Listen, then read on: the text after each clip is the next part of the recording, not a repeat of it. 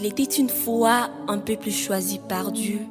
Ce peuple béni se retrouva réduit à l'esclavage, dominé et malmené par une nation puissante, cruelle et idolâtre. Pendant plus de 400 ans, ils vécurent dans la douleur, la solitude et le désespoir, condamnés à un sort tragique, oublié aux yeux des hommes, mais pas aux yeux de Dieu.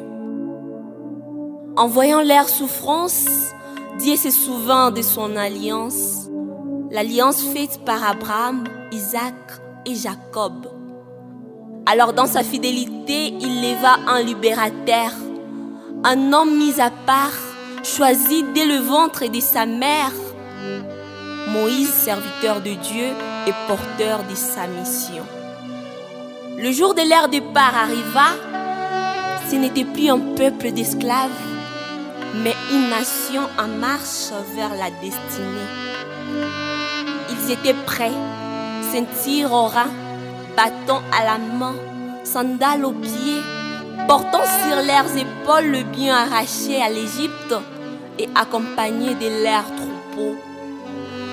Un peuple entier marcha sous le regard de Dieu vers la liberté, conduit par une colonne de feu la nuit et une nuée le jour. Ils avançaient sans crainte, car la présence du Très-Haut allait devant eux. Le Dieu de leur père était leur bouclier, leur refuge au milieu du désert, leur protecteur contre l'ennemi, leur force au temps de la fatigue. Ils n'étaient plus seuls, ils étaient portés par la promesse, guidés par la lumière, protégés par la gloire de Dieu elle-même. Leur exode n'était pas facile, non. Le chemin fut long, rude et semé de preuves. Certains succombèrent en route, fatigués par le poids du jour, mais les autres s'avançaient, soutenus par l'espérance d'une terre promise. Ils marchaient comme une grande armée, un peuple en mouvement uni dans la foi, et en leur tête, un leader choisi par Dieu, tel un berger guidant son troupeau au travers du désert. Mais un jour, ils arrivèrent devant un obstacle, un mur d'eau immense, la mer Rouge. Et derrière eux, l'armée du Pharaon lançait à leur poursuite. Le peuple paniqua. Aucun homme n'avait la solution, aucune force humaine ne pouvait le sauver. Tout semblait perdu. Alors le peuple cria à Moïse, leur voix tremblante, mêlée de peur et de confusion.